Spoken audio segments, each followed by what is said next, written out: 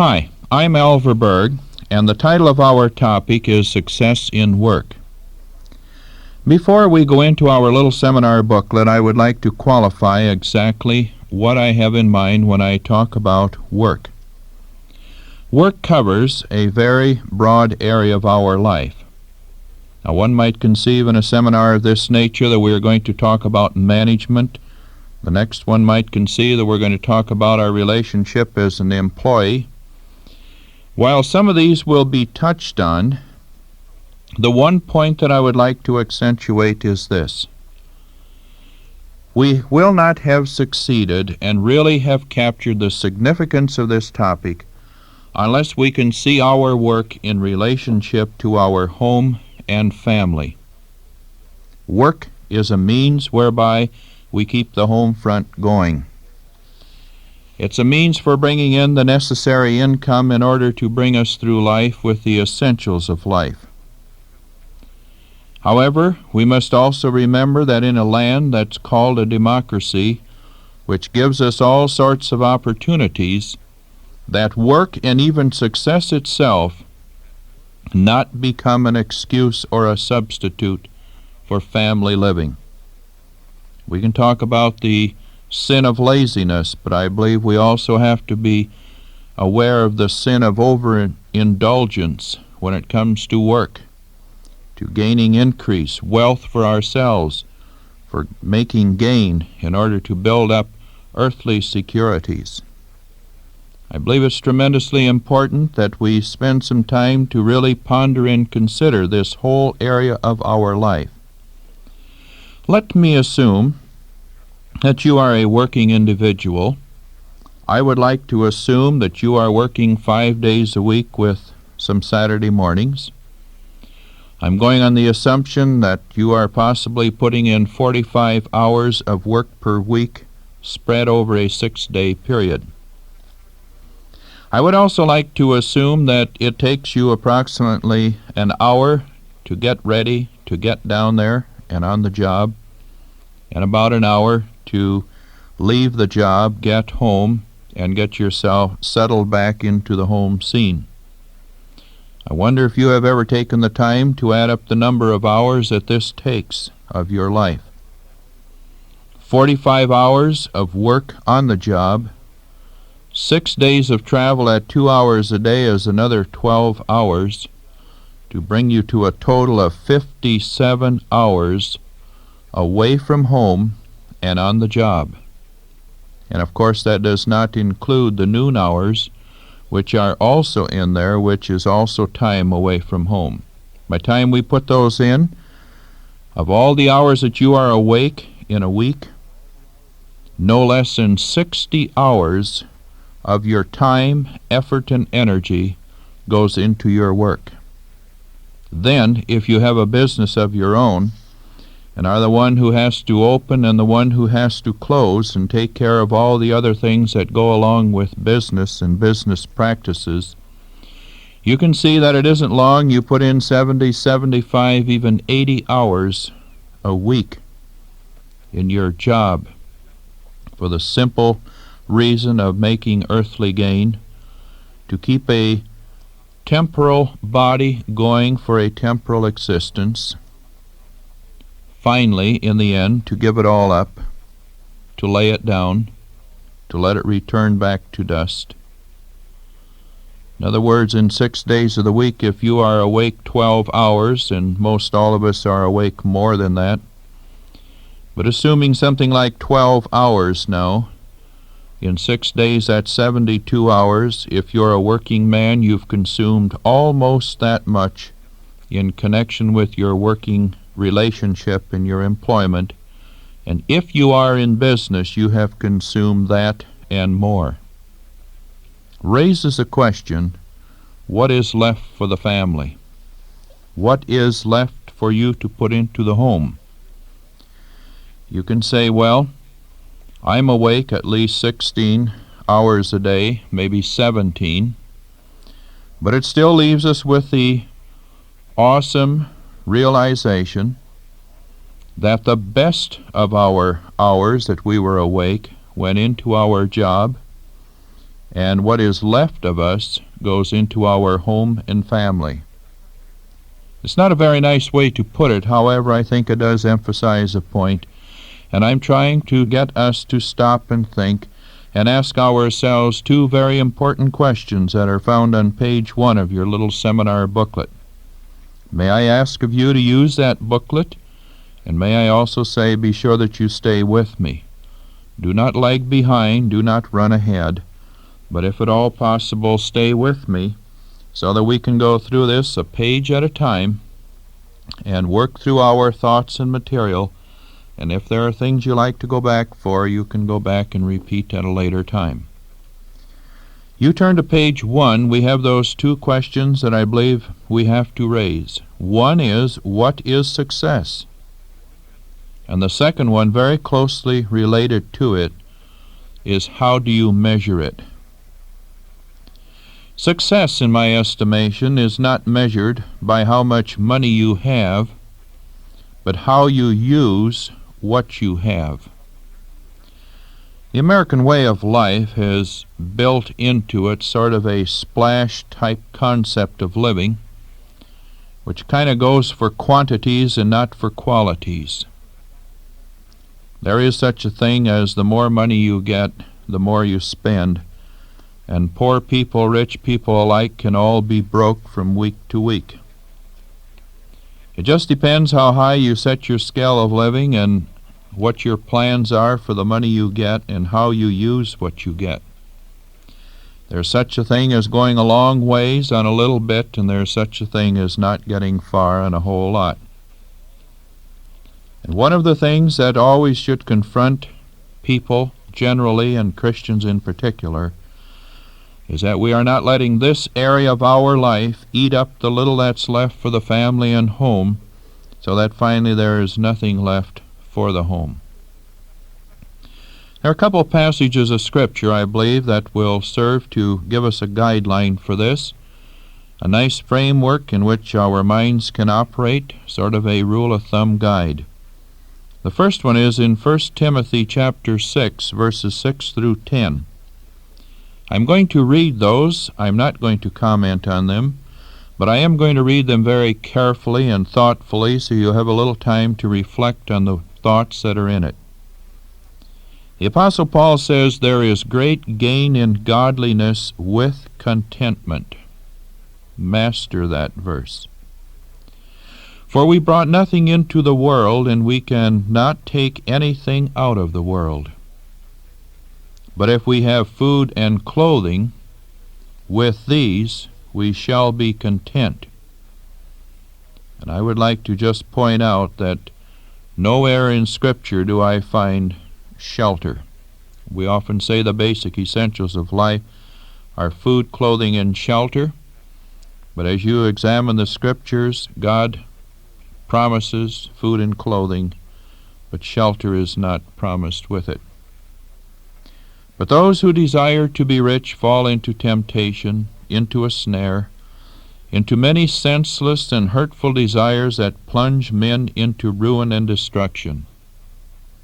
For the love of money is the root of all evils. It is through this craving that some have wandered away from the faith and pierced their hearts with many pangs. I don't know if you're aware of it or not, but in the divorce cases taking place across this country, money is a factor, too much or too little. Either way it can happen, but money is a factor in at least 85% of the disruptions within marriages. Now, your marriage may never break, but your marriage may have rough areas in it, and in all probability, somewhere, as you look around through it, you will find that money is playing a part. There's another passage of Scripture that I find equally interesting in Hebrews 13, verses 5 and 6. It says, keep your life free from love of money. Money's not the evil, it's the love of it, the craving. And be content with what you have. For he has said, I will never leave you nor forsake you. Hence we can confidently say, the Lord is my helper, I will not be afraid. What can man do to me? I'd like to emphasize this last part of this one verse. I will never fail you nor forsake you. Now in the counseling room I see something that in its own way is quite sad. It pierces me with pain every time I see it. It's a sorry indictment on our civilization, on our democracy. But today there are many young couples, middle-aged couples in the middle class of society that are sliding down due to the cost of living and lack of income. Many of these people are working in factories, packing plants, labor jobs in lumber yards, assistants to plumbers, electricians, and so forth. And I find that many of these young couples, where they are trying desperately to keep the wife within the home to tend to the children, where he brings in the daily needs, is finding with the increase of taxes and cost of living and the cost of keeping an automobile on the road to go to and fro from work, is finding it more and more difficult to be able to put the living together and make the ends meet. As a result, they're selling their houses, they're moving into neighborhoods where it's far less desirable to live, where the children have more problems at school due to social classes and social clashes. And the result of these things is that it's calling for a lot of adjustment, and there's a lot of stress and strain within many of the homes. It's very important that we recognize that many of the problems, if not most of the problems that many of the marriages experience, are problems that are cultural pressures.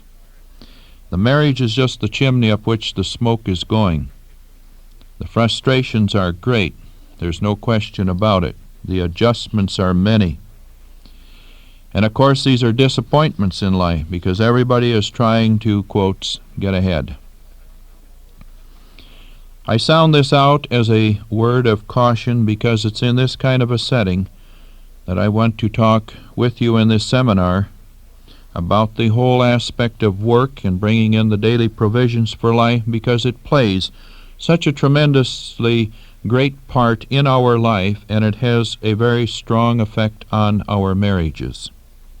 If you turn the page to page 3, I raised another 2 questions, and that is, what is a working man's calling? And is work and money an end in itself? First of all, is your job a calling? I hope so. I really hope that you prayed about being where you are, to work where you are, just as much and just as carefully as what your pastor prayed if he should accept the call to your church or not. I don't believe that a pastor has an extra spiritual job over the plumber, electrician, and the factory worker. I believe anybody who walks in relationship to the Lord has a spiritual calling and a spiritual task and has duties to perform and roles to fulfill. I believe all of it is equally important when it comes to our prayer life. The second question is, as we just stated, is work or money an end in itself? This is where many people, including Christians, get into endless difficulty, is when it becomes an end to itself. I don't know of a faster way to demoralize your own life and to hollow out the fiber in your own character than to make money your God. I'm suggesting to you that there are 3 priorities that ought to be in your life, assuming that you're married and that you are a husband with a family. Number 1, I can't think of anything more beautiful in the husband's role and how his job can serve as a means to an end than that he use his work to provide for his wife. You know, Jesus never redeemed the church and then said to the church, "Now go out and work for yourself and earn your own salvation." Jesus redeemed the church through his life, his death. And when he finished the work of redemption, it was for the sake that the church could enjoy the blessings that he had to give to them for the rest of his life. And he never said that the church had to now go out and save itself. So the first thing that a husband has a wonderful opportunity to do, a God-given task, a priority in life. I would like to say it ought to be man's number one priority, and that is to provide for his wife. Now, if he cannot do it by virtue of lack of skill and lack of income, then it's very important that it is talked through very well, understood well, and that both the husband and the wife carefully understand the working relationship and what it means then that she is helping out. Number 2, work as a means to an end, is if there are children in the home, it is to raise the children. Notice, I didn't say so that there's a house in which they can grow up. We raise animals that way. We have pens, and then we put them in the pen, and we let them grow up by just throwing some feed to them. Raising a child is a process of nurturing, love and care and kindness. In other words, a personality has to go into it. And this is where every husband ought to be eager to tune in, and that's to put his personality into the personality of the children. And thirdly, as a means to an end, support the ministry of saving people. You notice I didn't say the ministry of the Word or the ministry of the church, because I believe it is a very divine task to be providing and nurturing a wife and raising children. I believe there's a divine calling in it. God is very interested in the home. No nation can go on without the home. But when I talk about the ministry as one of saving people, this may involve his own life personally, and out of this is the support of the church and the broader work of the ministry in addition to all else. But notice in 1 and 2, I singled out the home and held those above these. Why? Well, it's without the home that number 3 will fall too. And if we do 1 and 2 well, number 3 will be there. Turn the page, page 5. Work is a ministry that begins at home. And of course, as such, work is still a blessing. I like to single that out. I grant you that as a result of sin, work is more difficult. Our bodies are weakened. Our minds are limited in capacity. Things don't always go so well. Read the account in Genesis when man fell into sin. The Lord said to him that you will sweat to work, and you will work to stay alive and to put a living together.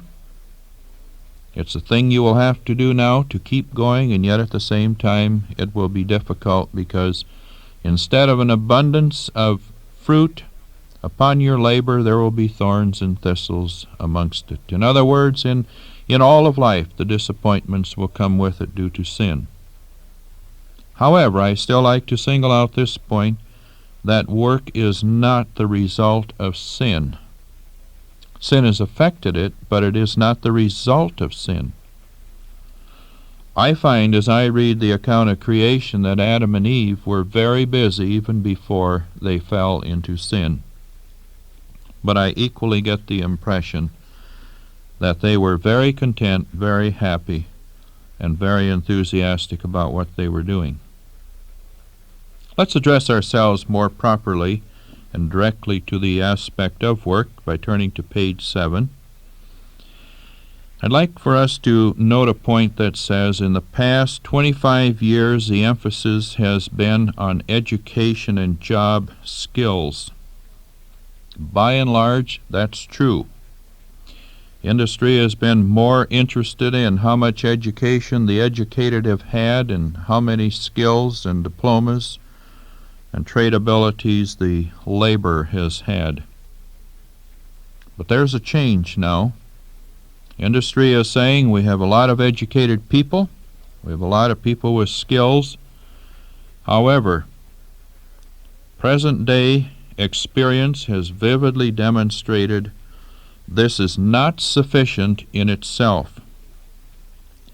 People need to be able to get along with people if the wheel of industry and the wheel of your life is going to work. A very important point. I break it down across the page when I say this, that it's important for any industry to work, to be successful, to guarantee me a job, to guarantee my living, that I am able, when called upon to do so, to lead others. Or if my calling and placement within the particular industry is to follow others, that I am able to follow them. And apart now from leading and being led, it is very important that I learn how to get along with others so that we can work together. Now, my interest in this booklet is to pick up at this point, so that work can serve toward the end of supporting your home and family, so that you can above all things be successful within your work. I'm going to show you in a pyramid style a number of steps that are very essential. Now, I trust that I am speaking to many working people. And many of you have looked at the jobs above you, jobs which may be easier, jobs which may pay better, which would certainly be a help in the total economics of your family. And you have probably often wondered, how do I get there? And maybe you have just a little bit of a poor attitude about it because you've seen a few people get promoted.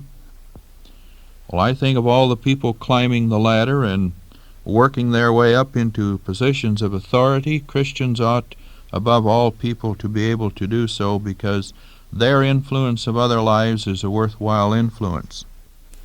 But what I'd like to do is share with you in this pyramid series some very simple steps that if you will follow them, you will begin to see that the place where you work is becoming more interested in what you're doing because of the way you're doing it, your attitude.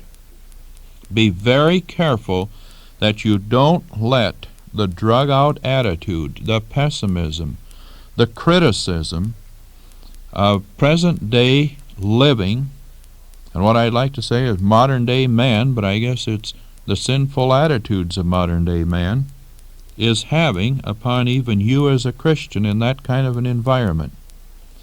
The employer is looking for somebody with a good attitude. Christians ought to be able to display that. When they do, they will certainly be the ones to be remembered if there are favors or benefits to be handed out. Now on page 9, I give you the whole pyramid in its completed form, and you know it's rather elaborate, but it is also broken up in 3 different sections to help us understand it a little bit more easily. The thing we're going to do is first get acquainted with it, and you notice that on the bottom, the base part of the pyramid, we are talking about communication, understanding, acceptance, trust, and love. Now, you're probably wondering what is that word love doing in there when it comes to industry, selling, manufacturing, making, doing. Well, frankly, I believe it's a word that belongs in every area of our life, don't you? Can a Christian ever leave love out of anything? And I don't care how coarse the world might get and how ungodly it becomes and how rude people are. I believe there is one characteristic which no Christian can lose and still be Christian, and that's the one of love. So I've added it to the bottom part of our pyramid. Then in section 2 of the pyramid, we talk there about cooperation, productivity, and meaningfulness in life. I would like to say that the emphasis throughout the past decades in industry has been this section of the pyramid. How do you get people to cooperate? How to get them to produce? How to make their job mean something to them so they'll really put themselves into it? How are you going to do that? How can you achieve that? For instance, cooperation, if you can't get people to communicate. How can you expect that there be production within the area of work, the plant, the factory, whatever it be, if people can't work willingly and freely with acceptance and a certain amount of trust of each other? How can we expect that jobs are going to be meaningful when people will not put their heart in their work? I know many seminars in the business sector of the world have been conducted on cooperation, productivity, and meaningfulness. And in my estimation, many of these have been of no avail for the simple reason you can't dangle the midsection of a pyramid up in the air without laying the foundation pieces to it, where you come down to the character elements of those who are on the job, those who are willing to talk, to try to understand, to accept, to trust, to love. These are some of the fibers within every person's character, and if there is not character in a place where you work, where things are happening, nothing is going to happen. Your heart has to be in it. Your person has to be in it. These are some of the simple laws that God has laid down and said nothing will ever happen that's done half-heartedly. We'll turn the page and we'll note now that the Area 3, the top part of the pyramid, we should really discuss this first so that we can see where we're going with it all. You notice at the very top we have new goals and ideas. I like to emphasize this point because it keeps bringing me back to one of the basic attributes of man patterned after God. God is a creating God. And when he made man in his likeness, says that the most exciting thing about man is he is able to create. Do you ever stop to think that the fox of the earth, from the beginning of time to the present day, for a house still digs a hole? I suppose one hole is deeper than another hole, and one hole has a nicer angle to it than another hole, but his dwelling place is a hole. His method of hunting is the same. His method of survival is the same. Nothing has really changed. The birds fly north in the spring. They fly south in the fall. They follow the same path, often visit the same lakes and rivers, do the same things, the same places, wherever they go. And that's the life of the bird. There's no innovation in those worlds. Tremendous habit, tremendous instinct. We marvel at the regularity and the frequency and the accuracy of their habits, but they do not create. They merely respond to a God-given order that was designed to them in the beginning of creation, which they still follow. But with man, it's different. Civilizations change, style changes, architecture changes, habits change. Why? because man is constantly creating. It can be bad, but it can also be beautiful when we bring it under sanctification in our new life in Christ and use it in a very constructive way.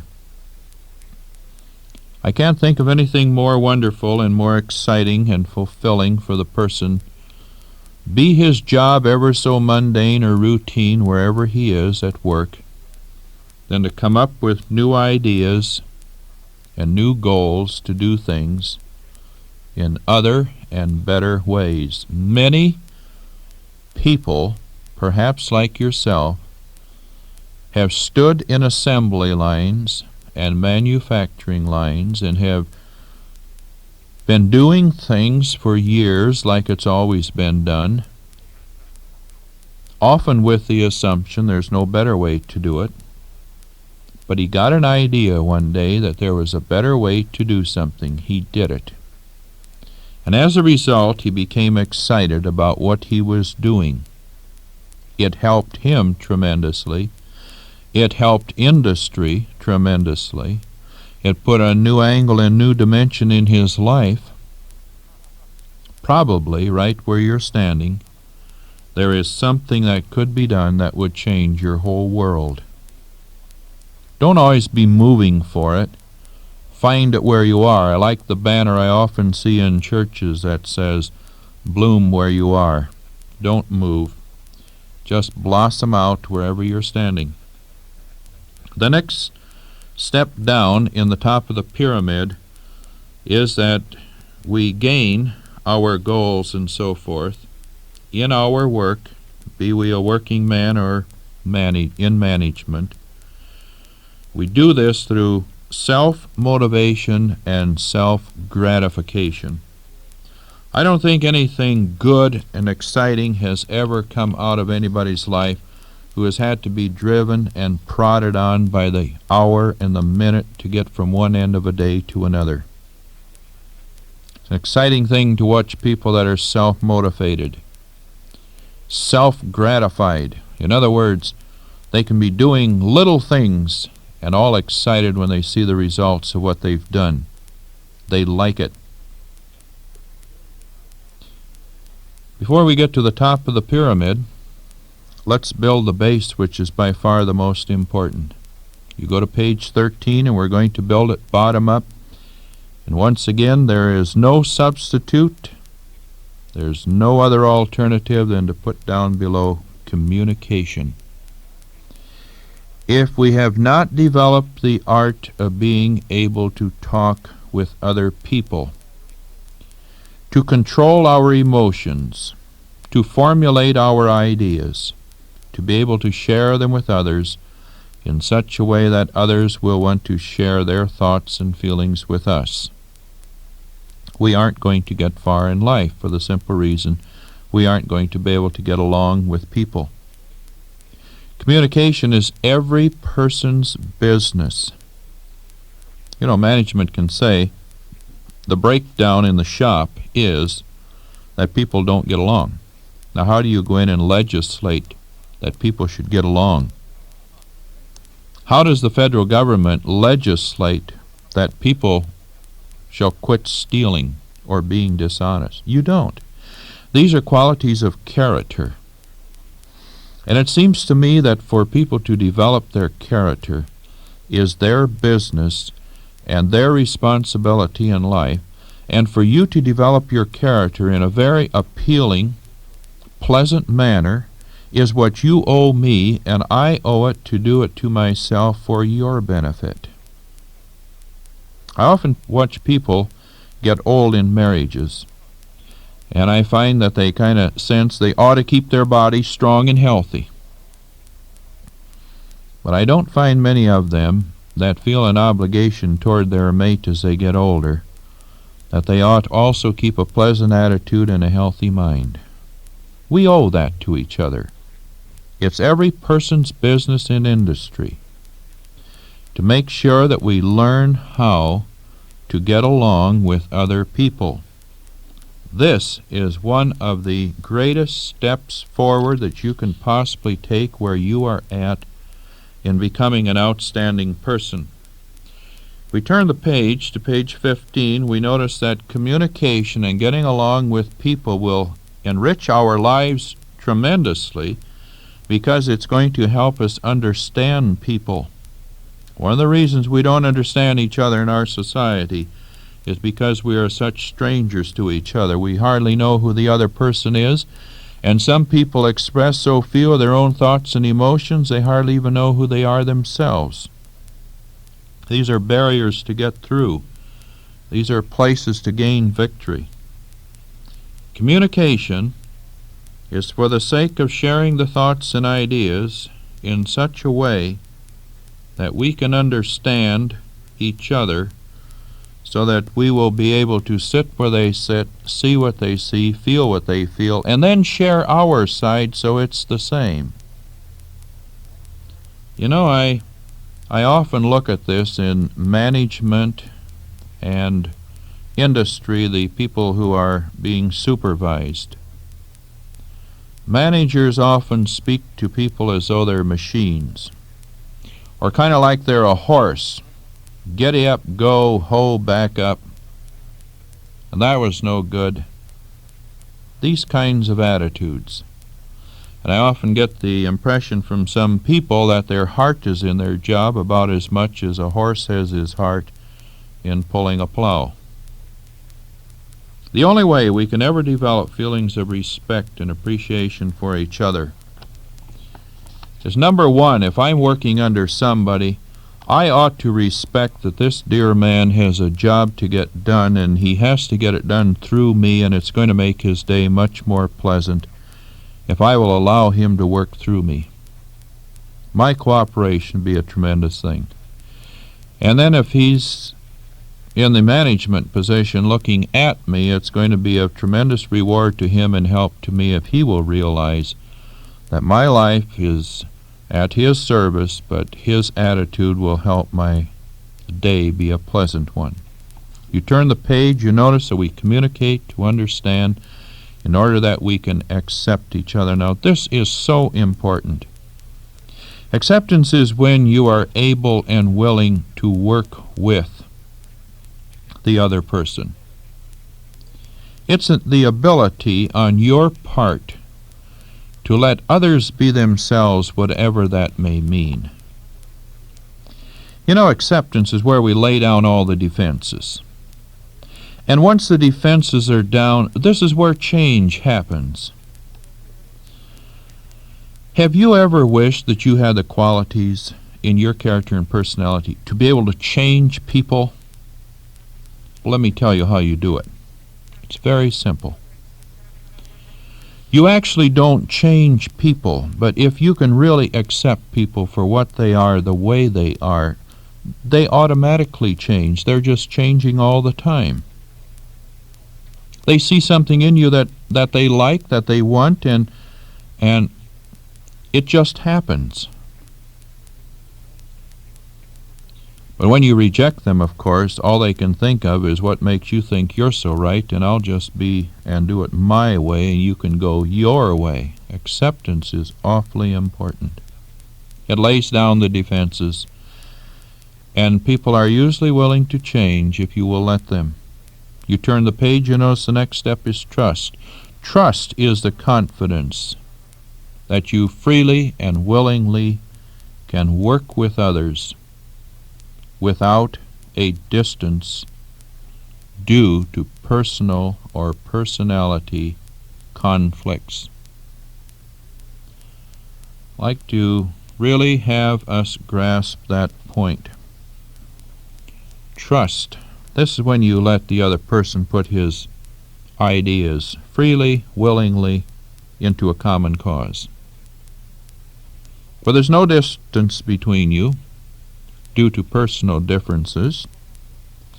You both see it differently, but the willingness to work together dissolves the importance of that difference. I'd like to have you turn the page where we can add the last one to this set, which is love. I always like to put this one in here because The world of industry and business has gotten so hard, so calloused, and so filled with spikes and spurs that people say, you want to wipe out, try and apply love. Well, that might be true. But that still doesn't change what love can do. Love is a secret power that gets things done well with a minimum amount of effort. Love is your heart. That's when you put your heart in it.